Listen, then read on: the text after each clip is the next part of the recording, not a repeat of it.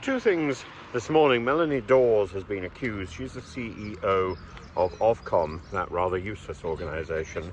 She has been accused of not holding GBNews to the same standards as Ofcom holds mainstream media outlets like the BBC, ITV, Channel 4, and of giving GBNews a sort of free pass. Well, it's not entirely the case. GBNews has been wrapped firmly on the wrist for the Lawrence Fox debacle, as I think is probably appropriate, but I don't think that that the rap should be taken entirely by Lawrence Fox, who I suspect was heavily promoted and fed lines by the production companies, producers. That's how television works. It's almost impossible for somebody to go on to a television station without having been produced, without having been briefed and been asked what you're going to say, to the extent that it all becomes so routine and so passé. It's very difficult to make the statements sound credible, real, and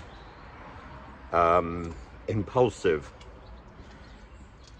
Sometimes it happens. Sometimes you are on television and you get an opportunity to say something off the cuff, but most of the time it's not exactly been rehearsed, but it's been approved, and that's probably the problem. That's the reason why it's such a difficult medium these days, because either in order to get that spirit of spontaneity, you either have to rehearse hard for a period of time so that you've learnt the stuff and it can be made to sound natural, or it has to be natural and you have to put people in an environment where they can just say what they need to say or want to say. And this middle ground where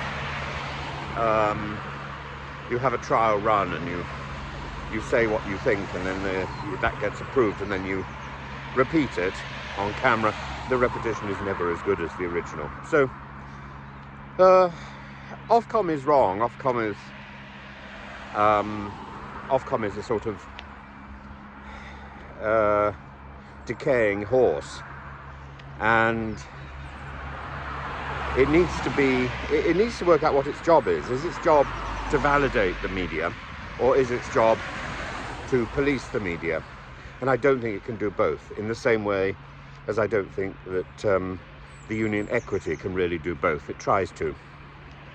And in the same way, the DCMS cannot do both.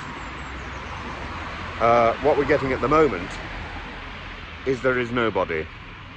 There is nobody in authority actually promoting and helping the arts. The arts and media are in free fall. There's a lot of people controlling this, a lot of people observing, there's a lot of people making a lot of noise, but nobody is doing anything to help and support the industry. And that is a sad and a sorry recognition.